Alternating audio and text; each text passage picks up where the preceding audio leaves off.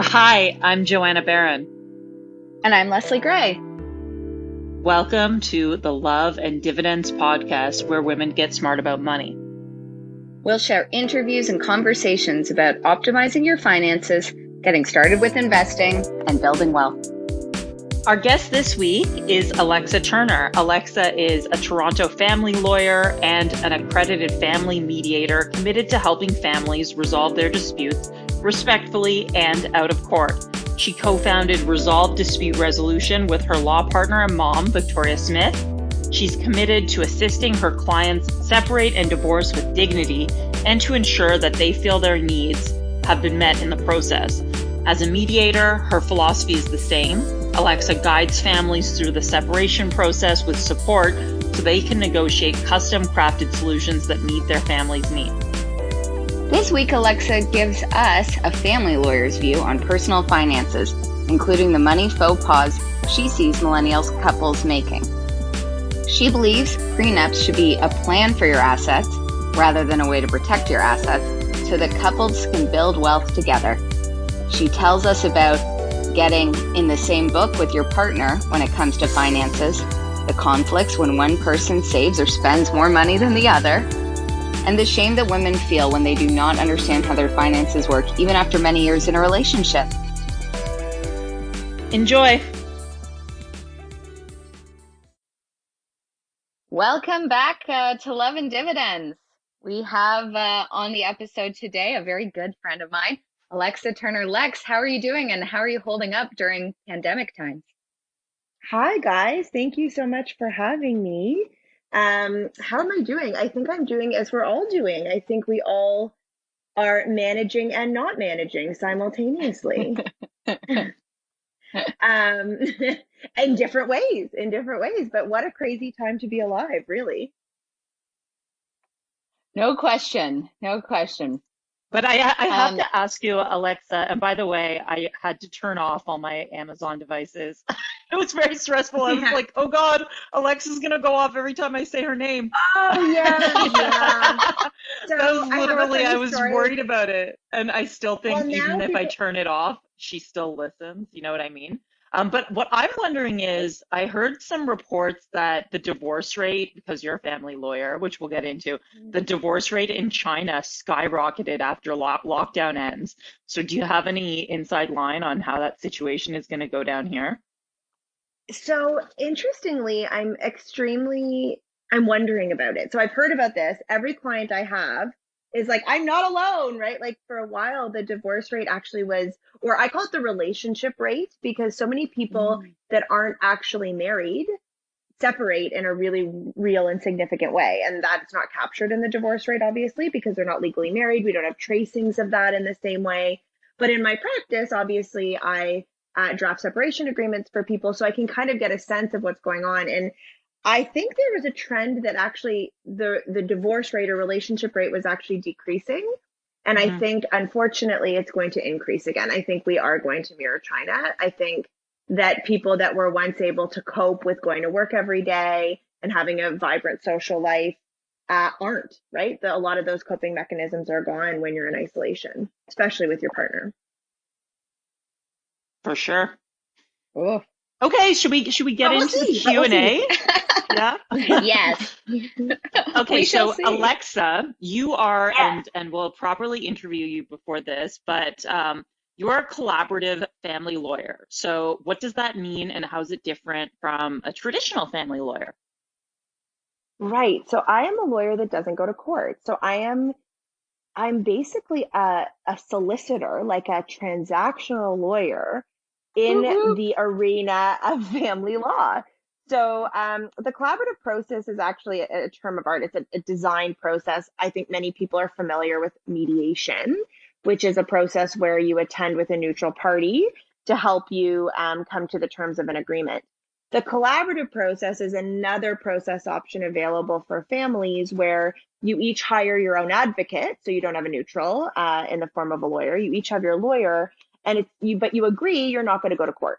So you agree that all of the issues arising from your separation will be dealt with in a settlement out of court process. And sometimes we bring in neutral social workers or financial professionals to help families navigate the conflicts within the emotional dynamics, but also more attuned to you guys, understand their money, because lots of people don't.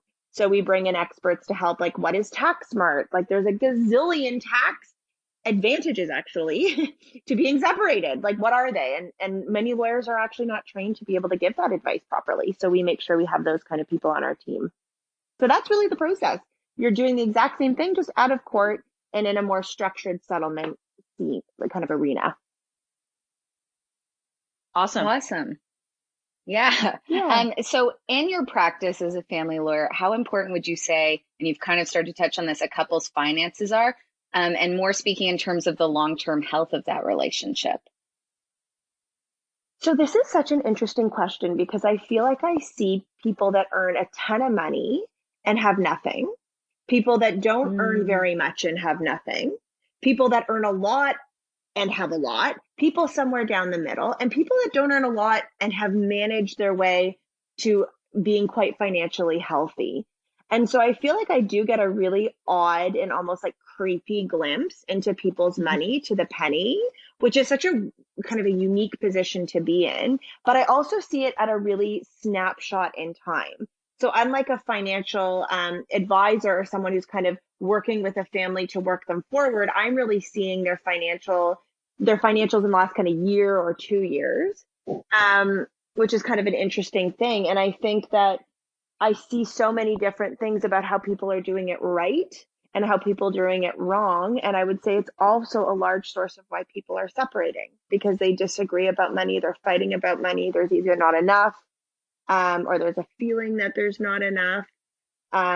There's one person quite often is managing it. So there's kind of a distrust at the end of a relationship about that person and how they managed it. If there's a perception that either there isn't enough, or we thought there was money here and it's not there, or we earned this much income, how is there only these many assets?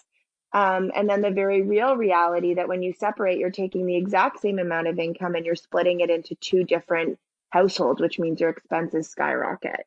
So in terms of the financial well-being, it's massively important to the deals that we're doing every day to make sure that people feel, I don't want to use financially secure because often they actually don't, but they feel like they have a financial plan moving forward. Does that answer your Mm. question? Yeah, Yeah, it and does. And do you think it's true? They say that financial issues are the leading cause of divorce. Does that ring true? It's definitely up there. I would say levels of betrayal are quite high up there too. So I don't know if I can say it's like the leading cause of divorce, but it's a huge part first of all, a relationship, or if it isn't, it should be. I think that's a problem in and of itself in a relationship, that if you've never talked about money, or you've never, one person's kind of just dealt with it, and then all of a sudden at the end of a relationship, just kind of as I described, you're learning about it for the first time. That creates conflict in and of itself at the separation time. So even if it wasn't a problem for you during the marriage, it very well may become conflict in separation. And I do think people fight a lot about money in a relationship. I think it is a huge part of why people separate, for sure. Okay, so having said that, since you do work with a lot of couples, and I assume couples around our age, millennials, younger, older, what are the sort of major faux pas that you see? And then the second part is, what is a sort of financially healthy start to a relationship generally? I mean, I assume we're all pro prenup, write that shit down. But in general, but also, what do you see are the biggest mistakes and blind spots that people have going into a relationship?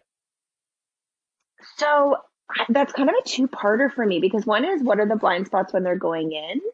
And another is kind of, what do they do during that maybe isn't helpful to them? What I see. So to answer your first question, pre-prenup, am I pro prenup? I mean, half my practice is prenup. So yeah, but I also don't think everyone needs one. And I think that's a very common misconception. Like, I get phone calls being like, hi, I have a car, I have a bank account, and I'm getting married. I need a prenup because my partner has neither. And I'm like, well, like, what do you, like that's not worth my fees to protect your car. That's going to depreciate over the marriage anyway. So it's not even in your interest to have a prenup. So I think there's a bit of a misconception that if you have more money, just generally, that you always need a prenup. You don't. If you have a business, if you own property, and real estate is kind of what I mean by property, you have massive family wealth, then of course you need to be doing that. And you need to be doing it in a process that preserves your relationship, that promotes good communication about money with you and your partner. I think there's a lot of people that avoid the money conversation either because they perceive that one person spends and spends and spends, or they're kind of conflict avoiders by style. So the one thing I see a lot of is people just saying, we just never spoke about it. The one thing I see during a lot is people overspending. I would say that's commonly what I see, and it means they have nothing. They just have nothing left. And I think people in separation, when they have to then live on less, are struggling hugely. Like they look at me like when I suggest the money they'll have every month, they look at me like I'm insane. When really that's probably what they should have been living on to begin with. Like you need to be saving, you need to be providing for retirement. Like relying on your inheritance is not a retirement plan, despite what I hear all the time. Or your partner's pension. I would imagine some people rely on. Yeah, that's my other favorite. My partner has a pension. I'm like, okay, what do you have? Well, I don't have it, right? Or we've just been slowly withering away on our line of credit. That is so common. Like we've just kind of $10,000, $20,000, $50,000 a year on the line. But the housing market's going up so far. We'll just kind of re-put it into the house, no problem. And our kids are young, and when they go to, when they get older, like there's always reasons. But the reality is you're just overspending. And that's what I see all the time. And that's something that in separation also creates a lot of conflict because you can't take the 3 trips a year. Or you can, but you don't have the same asset to rely on to keep borrowing from. So that's something I see where I really caution. And honestly, millennials particularly, but it's kind of everybody. But I think, and like professionals, like lawyers being like, yeah, well, I'll make partner and then I'll make X. And it's like, that doesn't mean you learn good financial, you didn't learn anything, right? You're just relying on more and more and more. You're so income heavy. And I think COVID is a perfect time to show like everyone's earning less. So if your financial plan is to keep earning a lot of income, at times like this, that certainly isn't going to serve you and you have no backup plan. So those are kind of what I see that I think is challenging. That's a really good answer. And a few of those certainly resonated with me, or I've seen those before. To add a little positive spin, how would you suggest structuring? No, love it. We're in a pandemic. Yeah, I promise I'm a really positive person. I know. It's funny. I did this strength assessment test, this like Gallup strength assessment. I made my whole team do it because I want to make sure like we work really well as a team. And we deal with grief obviously all day long. And my number one strength was positivity. And yet I'm hearing myself speak and I'm like doom and gloom. Anyways, sorry. Yes. What is well, that's why I want to give you the follow-up, which is and that's a great summation of faux pas and various money mistakes. But so how would you suggest, like if you got to come in from the get-go, couples structure their finances for long-term success? Yeah. So the first thing I'll say is I'm not a financial advisor, so I can't answer it in a way other than to say, this is how I help couples have the conversation in the context of negotiating, for example, a prenup. So the first thing I always talk about is, do you want to be jointly financially connected or not? I see a lot of couples being like, I want to be really separate financially, even though we may choose to be married. So the law might see that differently, but we want to have our own account. We put X amount in every month to cover joint expenses. We're going to save on our own. We're going to spend on our own, and anything that doesn't relate to us. And if you have children, the children is going to be our own expense. And either we contribute to that joint account kind of equally or some kind of proportionate sharing. So I see a lot of that. The interesting thing about that is sometimes people just fall into that without there being a conversation that's how we're going to manage our finances. So I think you'll hear with me a big theme is like, talk about it, So the other way a lot of people do is they join everything together, but then they don't talk about how they're going to spend their money. So now all of a sudden we have joint credit cards and joint accounts, and someone's a spender and someone's not, which by the way, that's totally fine. But then you might need to have a family budget, right? And be like, and so when we're actually negotiating a lot of prenups and we're talking about those kinds of things, we talk about budget a lot and what is your lifestyles and are you okay with this being your kind of annual burn? Are you okay with this being your savings plan? Have you talked to a financial advisor together about what that plan might be? Who is going to manage the money? And then if there is only one person managing the money, which I think is okay, how is that other person going to be informed on a regular basis so that they're not just falling in the background, that in 10 years they have no idea what happened with their finances? So we have a lot of those conversations at the beginning. And I think if people are struggling to have them with their partner, like that is something to talk to a therapist about for sure. How do we have this conversation productively? You need to learn how to talk about money with your partner, who is your economic partner. Yeah, I know some personal finance writers even suggest having a money date with your partner weekly where you check in. And it just runs so counter to our culture to just like pool everything. But the downside to not doing that is if you keep everything separate after the years go by, one person has been a saver and one person has been a spender, and you haven't even realized it, right? So while it freaks me out that my partner could see, how much I spend at Sephora or whatever, to use a very gender stereotyped Yeah, example, no, but you but know what it's I mean? true. But it's like, like maybe that should just all be out in the open because I could see how it could bite you back in the ass. But here's the other thing too. It's like a lot of also of it is like I spend way more than my husband, like way more. And I like I just do. But I E. also feel like I know Pri. He's so good with money. He's like, we don't need that. I'm like, we do. Purchase. Especially with online shopping, like my thumb purchase it. It's scary. So I feel like, to your point though, is like at least if you have that conversation, then you don't feel bad that you're doing it. Because what the heck is the point of buying something if you hide it or feel guilty about it? First of all. And secondly, then all of a sudden it's every time you do it, it's going to be like, what, oh my God, Joanna's shopping again. We don't want that dynamic in our relationship. And we're earners. We're earning money. We should have the right to spend it in a way that we feel is right. But if you choose to share your life with somebody, it's also, they get a voice in it, right? And you have to find common ground. Is my Yeah, is my is preach. my thinking on it. Yes, well, I just we're a pod. Yeah, you've hit on two of our big themes, which are one, we all need to learn how to talk about money for the sake of our relationships, for the sake of our families, and for ourselves. And we're also very pro spending in a healthy, smart, loving, joyful way. But since you sort of brought up the difference of your spending habits versus your husband's, and since you work with various couples, do you see a difference in the way, from a gender perspective, the finances are handled? And do you want to comment on that at yeah. all? Yeah, so I think it's really interesting.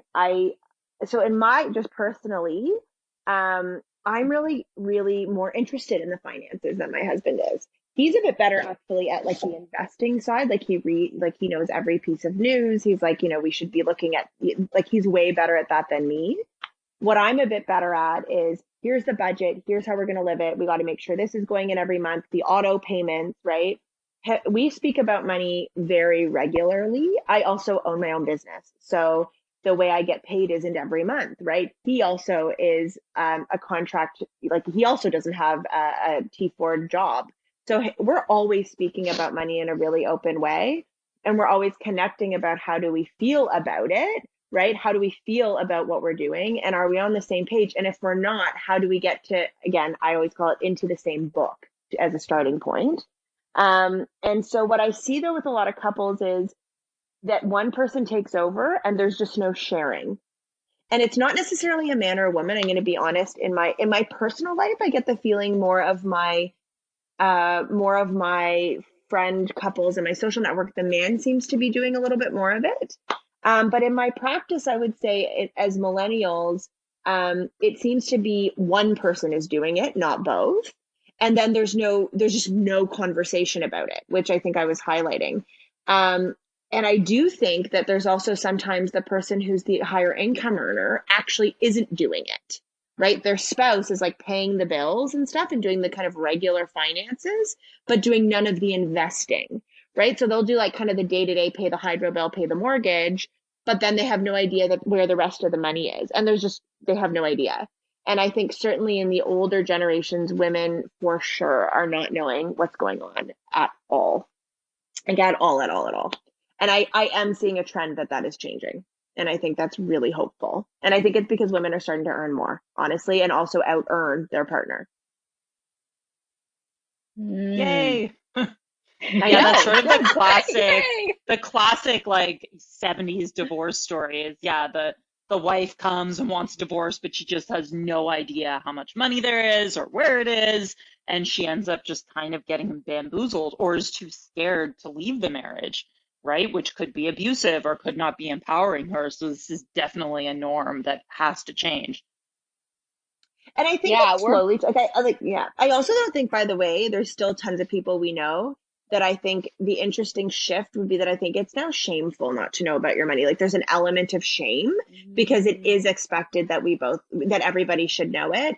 So when I have women clients, I have very few men clients that admit they don't know the money. That's what's the big difference. They'll be like, yeah, my wife pays the bills, but I have a good sense. They have no idea, right? They have no idea, but they don't tell me that outright. Whereas a lot of women will come in, Joanna, to your point, being like, I'm so ashamed, but I have no idea what my budget is. I have no idea what I spend. I have no idea what we have. I have no idea. And there's this like profound level of shame. And Mhm. usually the partner's like, but I feel like I would have told you. I feel like I gave you so many opportunities, all the accounts that are in joint names, etc. And there's this like, yeah, I guess I just didn't, I had my own obligations and responsibilities. And so one of the things I really do want to do is be like, it isn't shameful and it's also never too late to learn. So like, if you're listening to this and you're like, oh my God, I'm that person being like, I have no idea.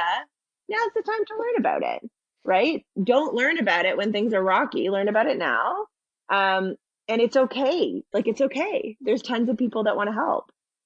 Yeah, and what I loved about all of your advice generally is that it's really clear that what's going to make a financially healthy couple starts with financially healthy individuals. So even if you're not married and you're single, but you hope to Yeah, one day have a healthy relationship, like, yeah, now's the time. Like, get those ducks in order, right? It's going to reflect so much for better on your sure. future relationship.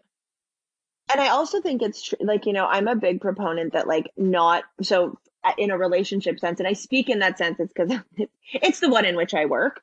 But, I see a lot of higher value placed on kind of the higher income earner. And it's like, well, I earn more money, so I should be able to spend more, right? Like, there's like this emphasis on, there's like a lack of emphasis on kind of the emotional labor, the non-earning money. And I think that kind of adds to the shame. And so I think as an individual, if you're someone who's like, yeah, well, if someone earns more money than me, so they should get to spend whatever they want, but you're in a partnership with them, we're already developing unhealthy tendencies, Mhm. because one day you're not going to feel that way. Or if you do, at least talk about it. So my advice to everybody I know is talk about money and talk about all the other things in your relationship, but don't, if you want to live in kind of separate financial land, know that the law doesn't support you in that. So you're kind of sharing it anyway, first of all.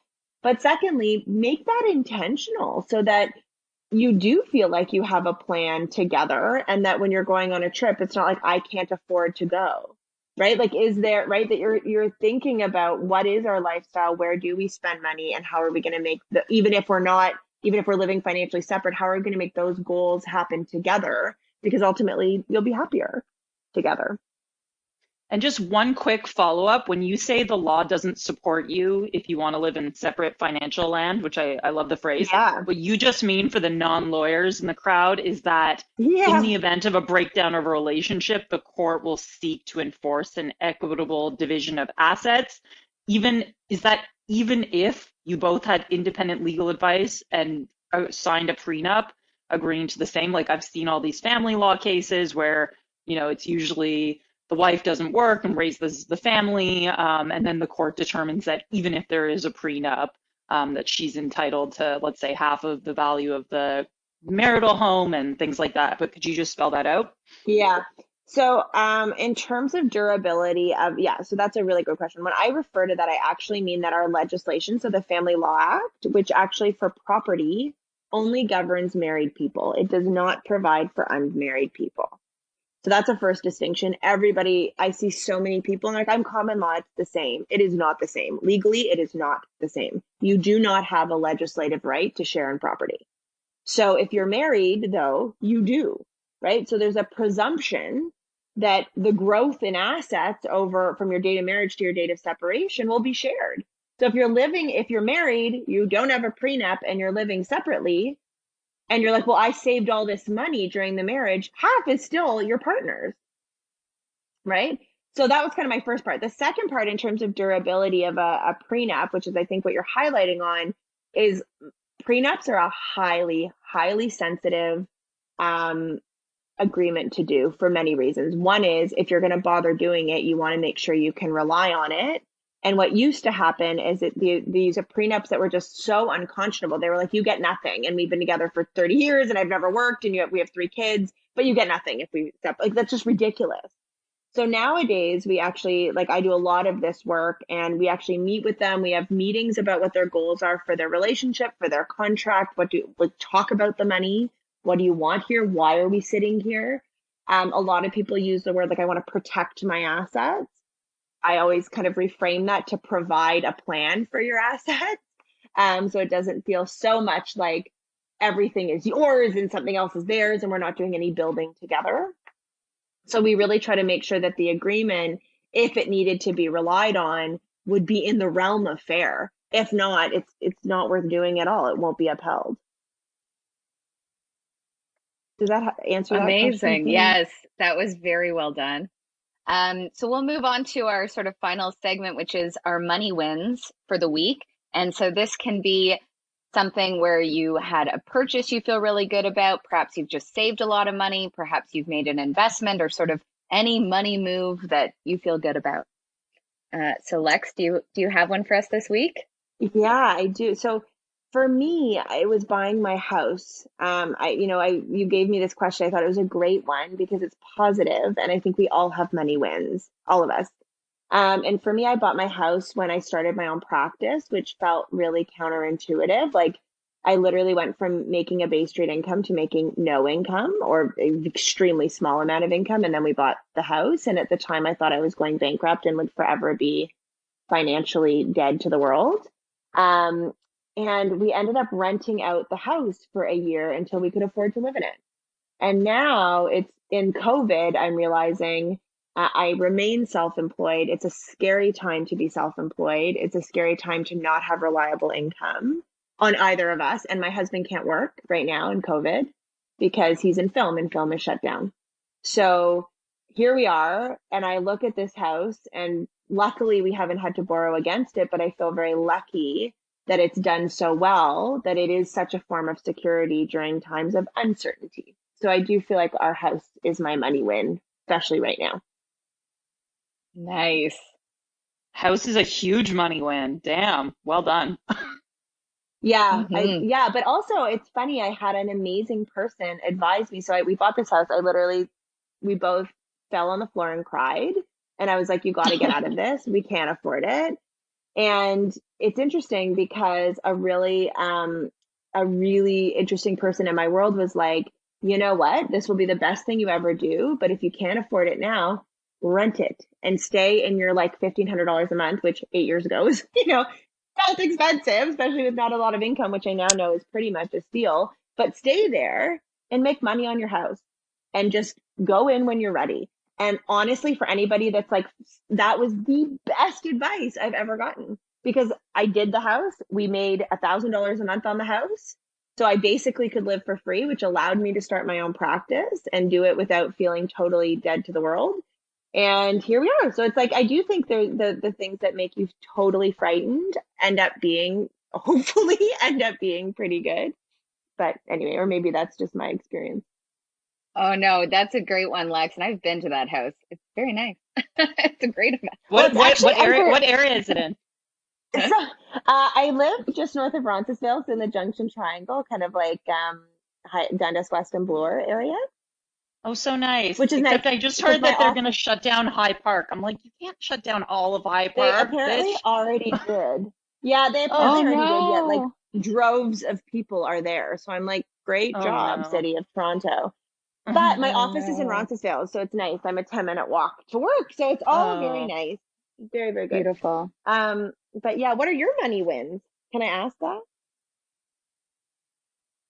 Yeah, of okay, so course. mine is more of a tip this week. So I was on the horn as I'm on the phone so much these days. It's like middle school where Oh, you can just like call people. So I was on the phone with a mutual close friend of Les and I, and friend of the pod who shall remain nameless to protect her security. And it just brought home a sort of important personal finance lesson. So she is very financially savvy, saves 50 to 60% of her income, but she invests all of it. And she didn't have an yeah. emergency fund because she was just like, I'm a lawyer, I'm employable on the market. I work in a field where I'm always going to be able to get a job. And so why would I park money in a savings account when I can be earning, Mm, 6 to 8% interest? Well, she had started or signed on to start a new job right around now at a new law firm.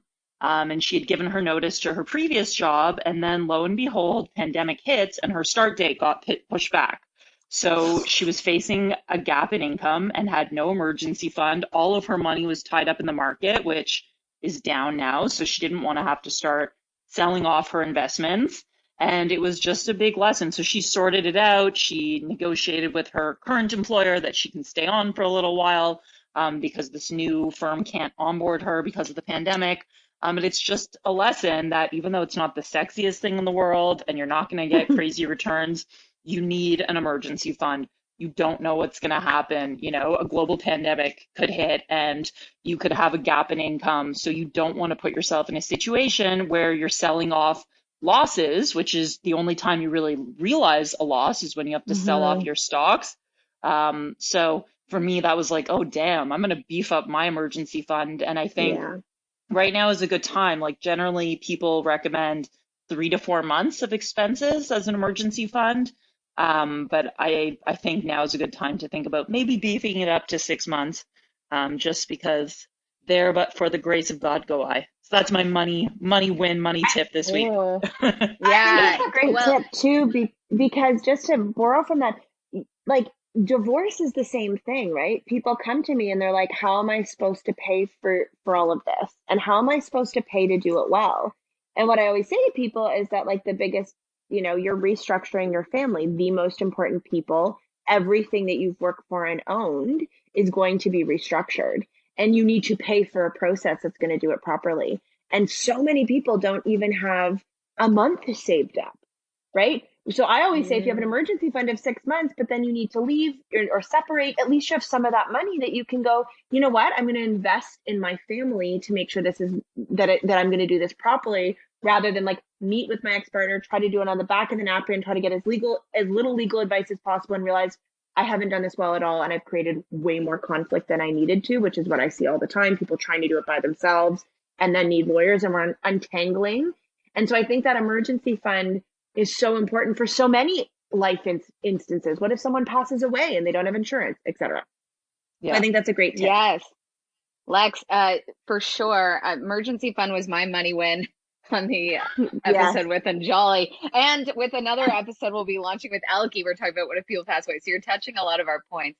I definitely have been beefing up my emergency account, and that's been actually easier right now because I'm spending less. But I did Mm. purchase an item this week that I want to talk about.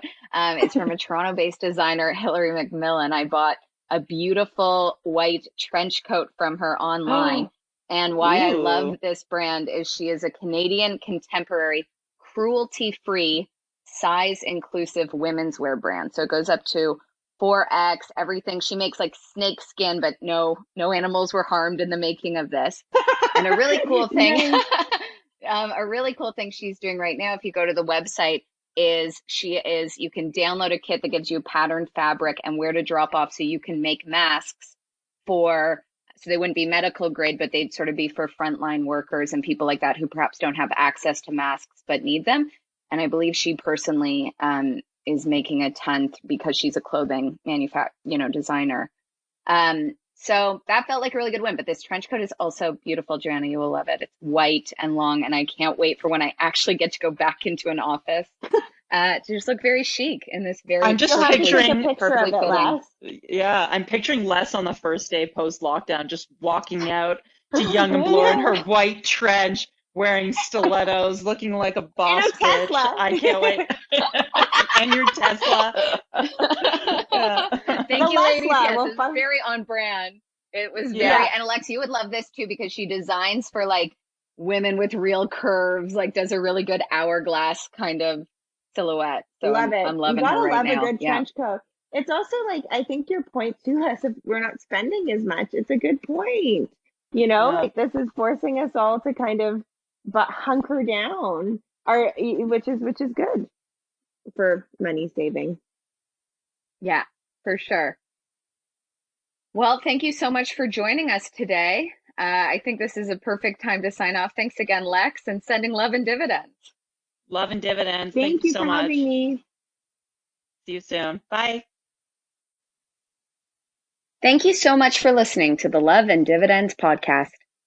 If you got value from this podcast, please share it with another woman who could benefit from the information that we shared. And please consider rating us and leaving us a review on iTunes. It really helps with new podcasts. If you have questions about finances and investing, have suggestions for future topics or guests, please let us know. You can shoot us a DM on Instagram, Love and Dividends, or you can send us an email at hello@loveanddividends.com. With Love and Dividends.